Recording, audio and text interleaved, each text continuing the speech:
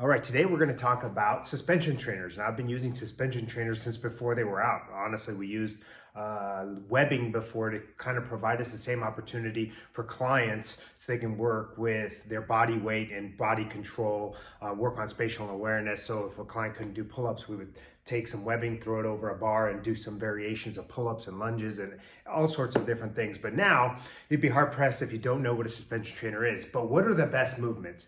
Now look, there are literally hundreds of movements that you can do with these suspension trainers, but what are the best? Essentially, I can come out here and do a squat. So why do a squat with the suspension trainer? We're going to talk a little bit about the benefits of using the suspension trainer, when it's appropriate, why it's appropriate, and what are my favorite moves.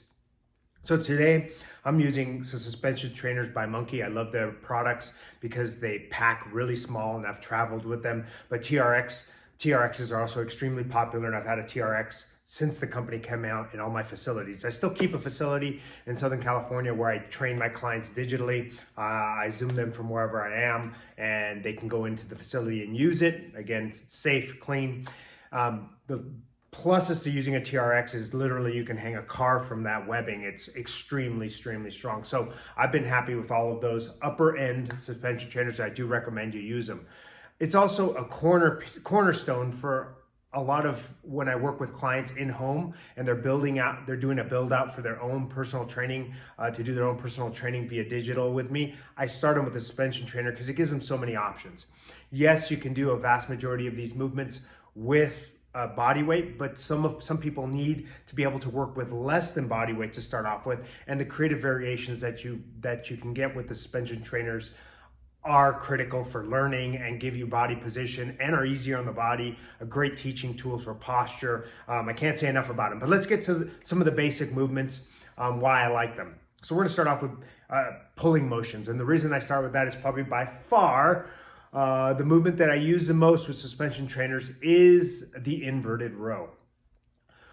Why I love the inverted row is because 9 out of 10 people will do this motion with very little coaching and are feeling it in the appropriate muscle group, and that's huge. And so when we're talking about the posterior sling or these muscles that are in the posture, your back musculature, it's critical to start waking those muscles up. Most people walk into a gym, walk in to see a personal trainer, and they have very little of that posterior sling or lat, mid upper back strength that's critical for not only posture, health, breathing, digestion. I mean, there's so many things. So if you're at a computer for an extended period of time and you're in this position, these muscles are going to go to sleep, not work. And so the inverted row is a place to start. So quick demo on some of these motions. But again, you can go to a lot of my blogs.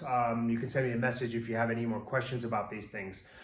The critical component with the inverted row is that you get a nice pinch in the shoulder blades. Everyone is really good, and I start most of my clients about 45 degrees, and then I pull and squeeze the shoulder blades together. So you can see this is a relatively easy start position. And that's what I like about suspension trainers, is it gives us the opportunity to add some more difficulty getting a little lower. The lower you go, the harder it is. And that generally is the rule for all motions. When you're doing the inverted row, just like a seated row in a gym, we're working on a nice finish in the shoulder blades, as opposed to finishing here and getting that shrugging action. As a general rule, you never want this action to happen in the weight room unless you're doing some shrugs, some Olympic lifts, things like that. You always want to make sure you're keeping the shoulder blades down and together and squeezing at the end of the motion, and that's where the good stuff happens. So the inverted row, number one. Another couple motions that I really like that I've been using a lot with clients are the bear hug and the curl. You can curl beautifully with weights. I love them. I'm never going to stop doing dumbbell curls or easy bar curl, but I can get really good isolation with this curl variation. So same premise. I'm starting off with an easy position so you can see it, and I'm coming up and I'm doing the curl. Now the most common problem is I see with this motion is people bring their hands down low. Keep the elbows high, bring the hands to the forehead, get a nice squeeze. What I like is a great peak contraction at the top. When you're getting up to the top, you really feel like you're squeezing the bicep effectively. So that's the second one. Third one is the bear hug. I love this motion because a little bit of variation of curl and some of the internal rotators of the shoulder. Most people feel that extra bicep. So I use that sequence, those three, as a nice complex to really go after the arms. And again, you haven't really even let go of the suspension trainer. Okay, so those are some of my favorite pulling motions. The pull-up is also one of them. And I'm gonna be moving the camera around so I can keep this rolling and keep you guys engaged here on all this. So I'm gonna adjust that farther back. Essentially, what you gotta get comfortable doing is adjusting the height on your TRX and your suspension trainers. A lot of people will put it up or have someone else put it up, which is okay, but then they lose track of how they're supposed to adjust their equipment themselves. So get comfortable moving the straps around, and right now I'm adjusting it for a pull-up variation. Pull-up variations are awesome because they're a little bit more intense. So can you get intensity with suspension trainers? Absolutely.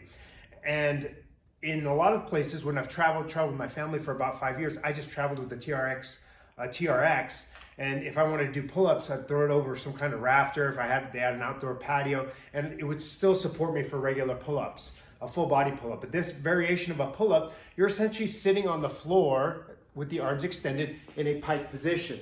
From here, you're pulling straight up. So let me adjust the camera a little bit so you guys can see it a little bit more full body. Here and here. Here and here, we're pulling straight up from under. That gives us that pull-up feel. And essentially, we're getting closer to lifting a lot more of our body weight when we do these things. And that is one of the key ingredients of intensity to get more results in your training, is that you want to have an increase in intensity, add some difficulty. Gradual progressive overload is a critical component for that. Okay, so those are some of my favorite pulling motions. Let's talk core. Now, by far, my favorite motion for developing core strength on this guy is what I affectionately call Superman. It's sort of like doing a little ab wheel. If anyone has done an ab wheel, that's one of those things that I outfit my clients at home with as well. And so the Superman position allows us to get in a semi push-up position here and here, right? And so this is an easy angle so that you guys can see it, but the lower you go, again, the more difficulty. Since I'm talking at the same time and talking mechanics, this is a great start. Abs are pulled in, hips are slightly tucked under, and we have double arm extension. What I love about this is that we're engaging the core simultaneously with the lats and a little bit of stabilizers of the tricep. The double arm extension, or Superman, as I affectionately call with my clients, gives us the ability to teach a real tight bracing of the core, which is a little more functional than the standard crunches. Do I still do crunches with people? Absolutely.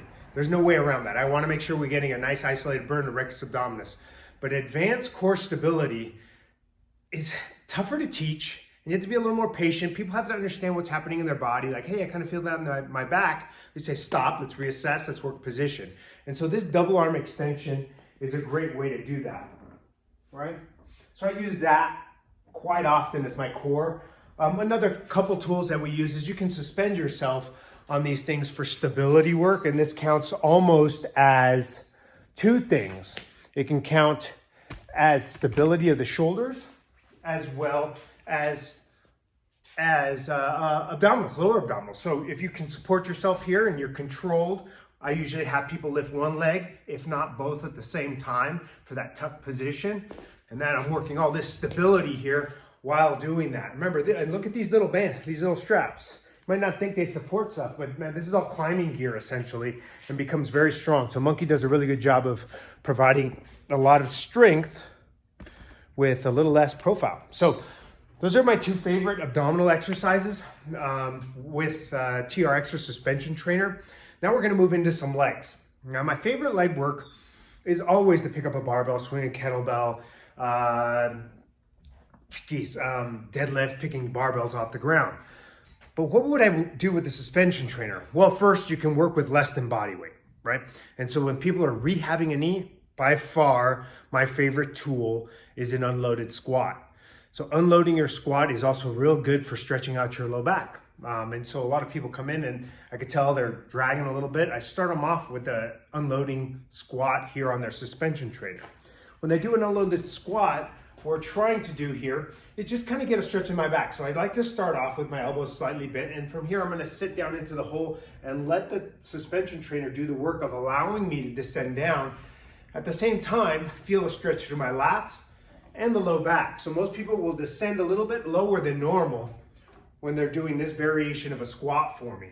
And so the unloaded squat is a great tool to help you get warmed up, rehab a knee, work on mechanics, loosen up the ankles. I can't say enough about that unloaded squat. We can do that one at a time. And so this is essentially a pistol squat. So the TRX unloaded squat is a critical component for warming up, loosening up the back. It's a great tool for teaching mechanics. A lot of people, when they first are learning their squat, feel like they're gonna fall over backwards. So we enhance that, support that with the suspension trainer, and that helps. The other thing I like to work on are lunge variations and single leg squats or pistol squat variations. Pistol squats are incredibly challenging. Most people are too intimidated to even try. As a matter of fact, if I put pistol squat on a workout, I usually have to say modified, because otherwise people feel like they're supposed to go all the way down and touch their hip to their heel and come up. But we want to be able to stand on one leg with the leg in front, and essentially a pistol squat is descending down here. And so this allows me the opportunity to work on the mechanics and still get a little bit more intensity out of that single leg motion. And in the end, we're still providing a progressive amount of resistance. So the single leg squat, again, it's one leg, elbow slightly bent, leg in front, descending down. Now, most people struggle with that knee and ankle flexibility when they're doing that pistol squat. Just a little side note. We have to have flexible ankles to do that pistol squat, because that knee has to go significantly over the ball of the foot for most people. Now, the build is completely a big part of this. The knee has to go over the ankle with the heel still staying in contact with the floor. So a lot of people's ankle, much like you can see my wrist here, just doesn't want to bend significantly to allow that to happen. It's a great way to practice that. My favorite variation of pistol squat and warm up before I do my heavy back squats, my front squats, and heavy lunges. Some other lunge types that I really like to work on are the same thing. Unloading the lunge so that people have the confidence to descend down and touch that knee. You'll notice a lot of times when you're doing your lunge, you're not going to get that full range of motion. Well, this is a great way to do it and support yourself a little bit in that position as well too. So those are some of my favorite leg motions. We also have, most suspension trainers have a strap at the bottom, TRX as well. And there are a few movements that I like to do with that. We'll talk about those as well. So those are some of my favorite leg motions. Now we have some pressing exercise that we want to talk about. And those are the push-up and the fly that we want to talk about. And then we'll talk a little bit about actually some rehabilitative motions that I like. And one of them is TYI. So I have the handles down relatively low. They could be all the way down to the ground. Again, make sure you get comfortable with your equipment. You can adjust, so you can adjust all the way down to the ground. And if possible, you can get it to the full pull-up. That's awesome. If you don't, you can make, in my experience, if you buy some additional webbing, guys, it actually helps to give you that diversity and simplified transition. I'm outside in our garage where I do a lot of my privates here where I am now. And this gives me a chance to attach it to the rafters up top. They ain't going anywhere. So the push-up here. There are a couple of ways of doing push-ups. The suspension trainer allows for, again, that angle that we're looking for, and again, an easy variation. But what I like about this, again, there's all this stabilization. And so it'll tell me a lot about a client's readiness when they're doing push-ups. Shoulders should be down. We have this extra control. Can that replace a full push-up? Probably not. You want to be able to develop the strength to get down to the ground and do some actual sets of push-ups, but I love it as a warm-up. And in truth, I'll do 3 nice long warm-ups, warm up my shoulders, warm up my shoulder blades and all the muscles around that, and then I'll take it to the ground, do my dips, do my presses, whatever that is. So the suspension trainer push-up is a great tool. You can play around with the position. If you can't get it quite as low, you can set this up, elevate your feet on a chair, a bench. I use that oftentimes in here as well. The fly variations start to play around with a little bit of intensity. And so my guys are always looking for a variation to add some size to their chest. And so dumbbell flies, machine pec deck flies are awesome. But again, you're not gonna put that in a home gym if you have it. And you can do the same thing in a similar fashion with this guy, right? So we can come out to the side, abs are pulled in, we're coming out to the side together. Shoulders are in good position, slide the shoulder blades down, we add that angle we need. And again, I can make it easier by adjusting my body position, right? Each one making it easier, closer to upright, less weight, easier to do, greater range of motion. So those are two of those motions for my presses. Those are my two favorite. Then there's some pre-habilitative motions that I like to do with my clients, and I can work lots of variations of these, and they're TYI. The T position is supine fly, right? So we come out to the side here, coming out, that's that T that we're talking about, right? Then here is the Y, still keeping position, and then that I position straight up. By far the hardest one, working on the shoulder blades. And so essentially we're doing this motion, and this motion, okay? All while using your TRX, your suspension trainer, monkey in this case. All right, so let's talk about, next we're gonna talk about what we use for the foot strap, favorite motions with there, an ab and a hip, right? All right, so the last couple things we're gonna talk about involve using the strap. Now there are plenty of other exercises with these suspension trainers. These are just the ones that I prefer to use, and a lot of my clients will have an exercise ball as well, and so you can technically do that with these as well. But if they're traveling and I'm sending them workouts, the straps give us a tool to mix up your training in conjunction with what you're doing with body weight or with every little limited equipment you have. I will say this, having rather large feet, it becomes difficult to get the feet into here to do different exercises. And so that becomes a little bit of a limitation. You can do these movements barefoot sometimes. So you're gonna slide your feet down. The jackknife position for push-ups is one of those positions here. Put one foot in, other foot in. From here, it provides opportunities to do knee-ins, one leg at a time, legs straight, even just doing push-ups here. So those are the variations there with the strap inverted that I like to do for the abdominals. Now you can also get into bridging motions, and these are always a little bit trickier for me as well, getting the feet inside the strap. But once you get your feet in, you're good to go. All right, so we get both feet inside.